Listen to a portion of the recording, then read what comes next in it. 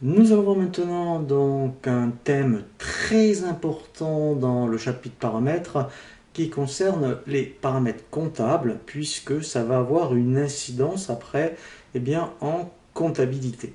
Alors, si vous êtes en création, très sincèrement, laissez tout tel quel, à une exception près, donc je vais vous parler. Par contre, effectivement, si vous êtes en reprise d'un logiciel de bâtiment et que vous passez sur EBPBX Bâtiment, ici, il va falloir bien indiquer tous vos comptes. Alors, première chose, ici, donc c'est le journal de vente. Donc, si vous êtes en création, laissez VE, comme ça, en comptabilité, il créera le journal VE. Si, par exemple, vous, en comptabilité, c'est VT, par exemple, vous mettrez VT.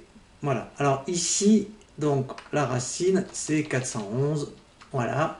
Alors, ça, normalement, quel que soit les dossiers, c'est toujours 411, une racine client. Ici, donc, les comptes pour les acomptes et la TVA sur les acomptes, si vous êtes en création, laissez tel quel.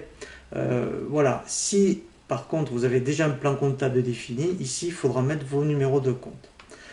Là où il faut faire attention, c'est très important, c'est tous les comptes de vente. Alors, ici, en fonction de votre activité, si vous faites que de la main-d'œuvre, ça sera ici. Si vous faites, alors on peut tout faire, de la fourniture, main-d'œuvre et ouvrage. Donc, ici, il y a des comptes qui sont proposés, qui sont très bien.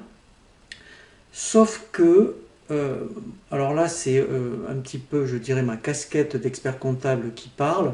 Si pour vous, ça n'a aucune importance de distinguer les comptes quand vous vendez à 10, à 20, à 5, eh bien, laissez tout par défaut.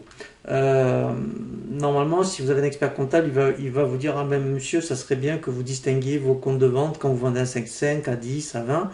Si c'est le cas, je vais vous donner un exemple ici, par exemple, vous dire, ben moi quand je vends les fournitures à 20, ici, ça sera le 707-100 par exemple.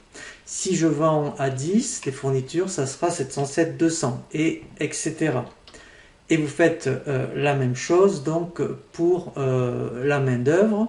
Alors, vous laissez les trois premiers chiffres, mais vous voyez, vous mettez donc un numéro différent pour distinguer quand vous vendez à 20, à 10, etc.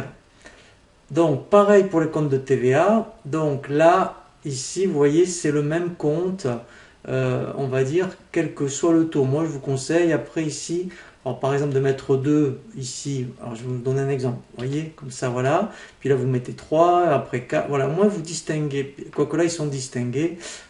Ici, au moins, vous distinguez donc les taux de TVA. Alors, je ne vais pas après m'étendre sur les notions de débit et encaissement. Si vous voulez vraiment après maîtriser ce sujet pour vous, pour la comptabilité notamment, donc je vous invite à consulter une formation vidéo qui s'appelle donc sur l'enregistrement de la TVA, qui explique vraiment toutes ces notions.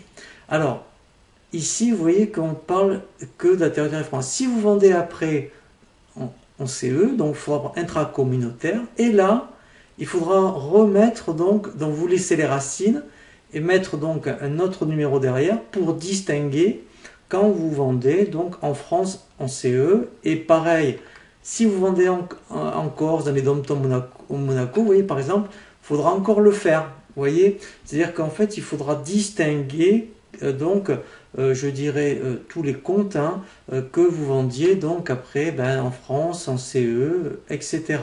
C'est vraiment très très important donc de faire ça en amont parce qu'après ça va alimenter votre comptabilité et si entre guillemets c'est pas bien paramétré dès le début, vous allez passer énormément de temps après sur la comptabilité à faire donc toutes les modifications.